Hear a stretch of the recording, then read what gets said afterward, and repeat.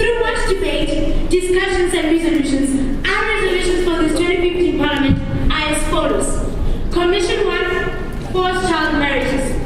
We realize that forced child marriages is still an issue for many children that leads to high rate of school dropout, teenage pregnancy, HIV and AIDS as a result of child's life will be damaged from that of a full functional member of the society to a member of poverty, child underdevelopment, and child death.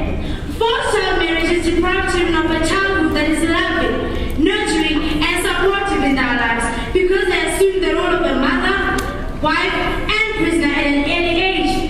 Children forced into child marriages are likely to be physically abused, emotionally abused, and even sexually abused. We recommend that communities should unite against forced child marriages in order to protect the rights of young girls. We strongly urge that all children that have been forced into child marriages be removed in those circumstances by the Department of Social Development, Safety and Security, and the South African Police Services.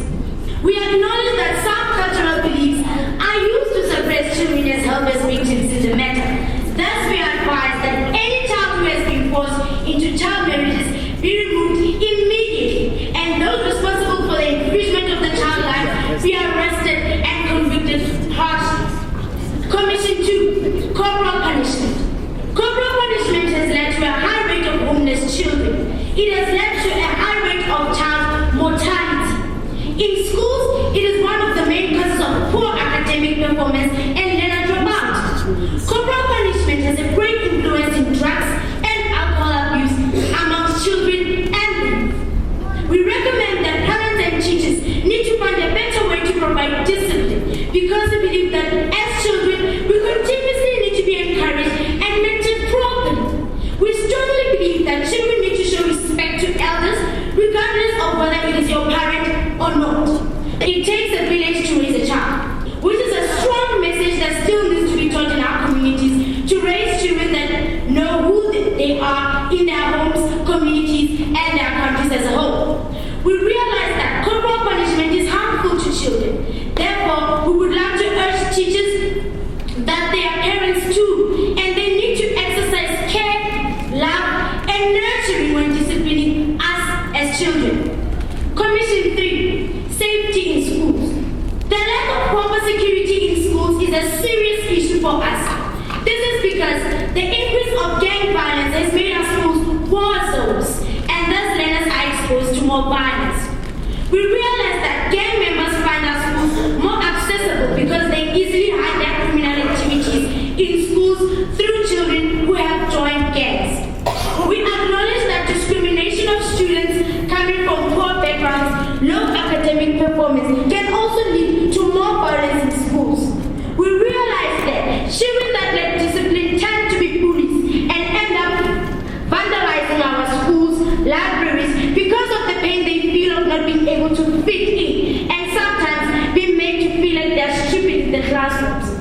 We realize that corruption in school management also leads to schools not getting proper learning facilities from the state, and this increases gang violence because children stop caring about school and learning when they see what corrupt teachers do. We believe that teachers, members of the community, can help end gang violence when they work together hand in hand. We strongly recommend that at least 1 to 2 police officers, a community care worker, a nurse, and emergency services can be present in schools to assist learners and teachers in making the school environment a safe place for learning. We acknowledge that the Learner Representative Council is important in helping manage the school and working together with learners to make schools safe. Commission 4, access to services and rights. It has been now 21 years since the liberation of our country. However, the rights that we have as children are still not accessible by all children of the country. We request that the food that is being provided in schools by the feeding scheme should meet the nutrition requirements and be something that is edible. Love is a birthright that we need to access on a daily basis from our parents and teachers. We appreciate the rights and services that we're able to access and pledge. We shall be responsible for them. We recommend that the state should also take into consideration that children living with disabilities when building child-friendly facilities within our communities.